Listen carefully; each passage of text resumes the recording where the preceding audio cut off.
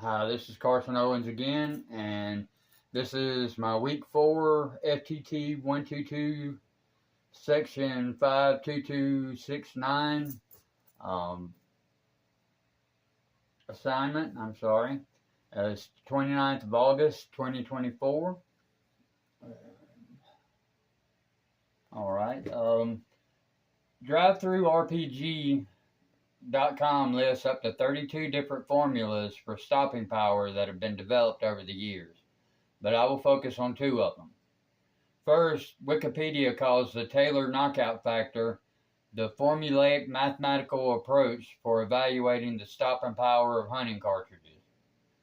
The KO factor is reached by multiplying bullet mass in grains times muzzle velocity in feet per second times bullet diameter in inches and divided by 7,000.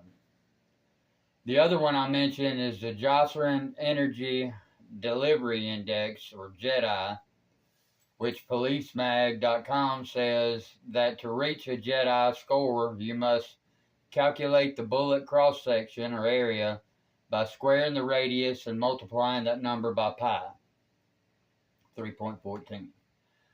Multiplying the area by the muzzle energy gives us standardized kinetic energy at the muzzle by the cross-section of the bullet. Both formulas are fairly easy for Americans to use because there's basic math with no metric knowledge included. You just plug in the numbers in the equation. Plus, both allow you to compare one cartridge's scores with another's by eyeball quickly. Even so, the Taylor KO is geared towards the hunting and takedown of ferocious or game animals in the wild instead of dangerous animals on 2 legs in a defensive situation. So you have to speculate on which other animal's skin is of a similar thickness to man and then use it as a guide, which isn't very practical. Plus, not being a hunter, all that I need to know in that area of gun usage is how to stop wild hogs or coyotes, which are local nuisance animals, if I'm unlucky enough to run across a crowd of them. I'm primarily concerned with traditional self-defense applications of stopping power. The JEDI Index is geared more towards the scoring of defense handgun ammunition than Taylor KO, and police firearms instructor Sergeant Roland Ears states that a bullet of a smaller caliber than the .38 Special may be better than no gun, but not by much. So the article concluded that the .40 caliber is better than the 9mm, which is better than the .38 Special, and that the .45 is better than the .40. So surprise, surprise, the bigger the bullet, the higher the score.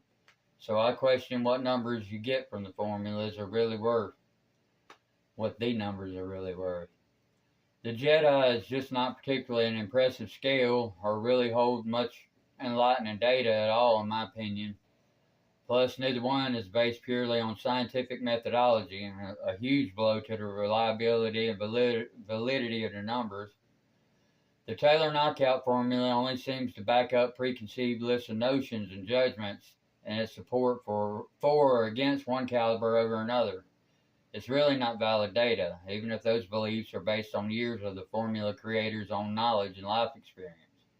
On top of that, the formula is dated and doesn't take into consideration innovations in projectile shape and expansion or advances made in propellants or projectiles overall since the creation of the formula.